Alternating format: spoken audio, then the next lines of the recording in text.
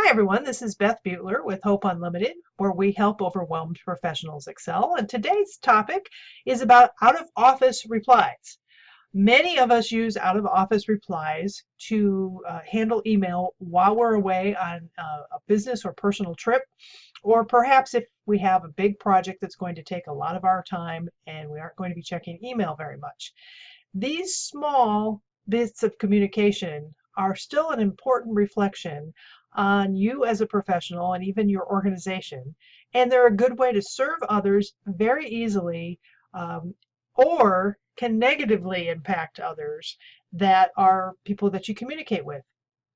You may not think much about an out of office reply. Many times it's a last minute thing. We'll just write a quick sentence and set it up to be auto responding while we're gone. But recently, I sent out a group email, and a couple of out of office replies came back. And it just struck me the differences in personality of how people respond. And it made me start thinking about it might be good to share a tip about 4 types of out of office replies you might want to avoid. You may or may not agree with some of what I'm going to say, and that's fine. And I welcome you to give comments or give some suggestions.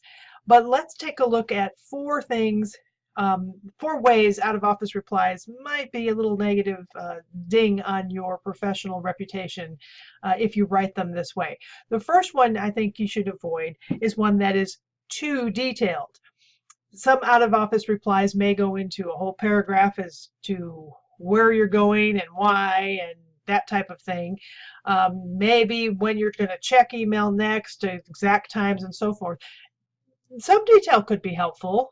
There are people who will write and say, I'm going to be gone for an extended trip. These are the days I'll be checking email. That's not bad. That's a helpful thing to do. But you don't have to go into an entire explanation of the conference you're going to or the personal vacation you're going to. It's not a problem to share a little bit about where you're going and what you're doing, but just realize that people are going to get this. They're not going to spend a lot of time reading it. So use that real estate wisely and not go on and on. And I feel like I'm actually going on and on too much now. So let's move on to the next one. You also don't want an out of office reply that's too vague. One I recently received was, I will respond to emails after, let me just throw out a date, after June 15th. And this was at least 2 weeks. I received this out of office reply at least 2 weeks before the date they gave. And I don't know how many days before that. And it just struck me as a little abrupt and odd, kind of like there was no explanation in the difference from the too detailed one. This one was completely no reason. Is the person away on a business trip? Are they having surgery? And again, maybe you feel like people don't need to know that, and that's your choice. It just, if you have a relationship with people of any kind, and then suddenly you're just out of office, says, I won't be responding. I'll be responding to emails after June 15th. And it's several days. If this has been going for 2-3 weeks, it may just seem odd to people who write into you that you're suddenly unavailable, off the grid, whatever, for that period of time without any kind of explanation. So you have to try to find that balance. I've also received one that I'm out of office until June 15th. I'll get back to you as soon as I can. Again, that's another somewhat abrupt, not warm at all kind of out of office reply, although it does give the facts. So if you like that style, okay, I'll give you that. Another out of office reply that you might want to avoid is one that's too casual. The one I just gave an example of actually was, I am OOTO until date. And you think about, okay, does everybody know that OOTO means out of the office? And maybe you could figure it out, but it's better to have an out of office reply that at least is written clearly. I'm away from the office for a period of time, and add, if you need assistance with anything, here's a contact. That's a great idea to have an alternative contact.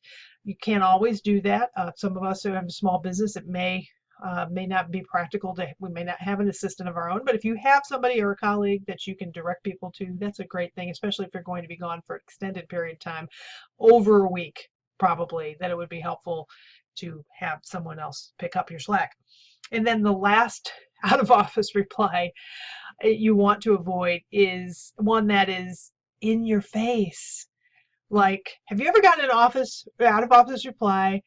I am on a much needed tropical vacation, or on a cruise, enjoying soaking up the sun with my family. Um, and you want to feel good for people, you really do. But sometimes it can be a little bit like, well, nice, I'm really glad for you, but I would really like a vacation, and it's not working out for me to go to one this year.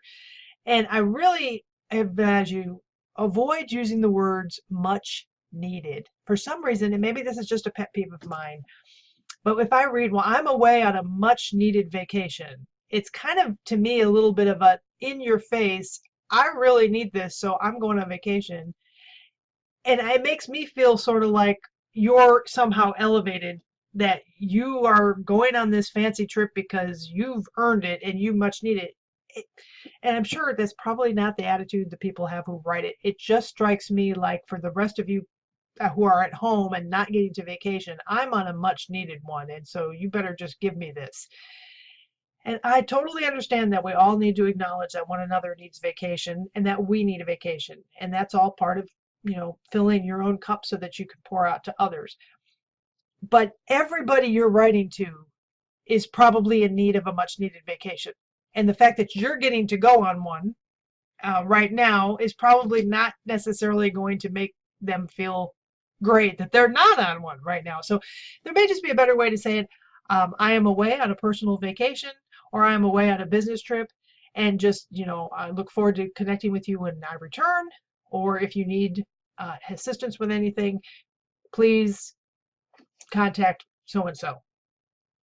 I think keep it short, simple, concise, and warm is the best way to go with an out-of-office reply. Not too vague, not too detailed, not in your face, and not too casual where you expect people to read some symbols and acronyms that maybe you're more familiar with than they are. So that's my thoughts about out-of-office replies. Maybe you feel differently.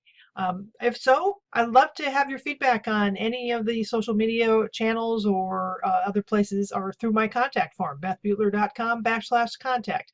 Let me know what you think. Am I too over the top about the in your face, I'm on a much needed vacation? Maybe it's not a big deal.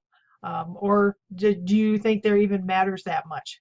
Go ahead and comment and let me know. And if there's other topics you'd like to see tips about, again, use bethbuetler.com/contact to get in touch with me about anything you like, and your suggestion, maybe put it to a future video.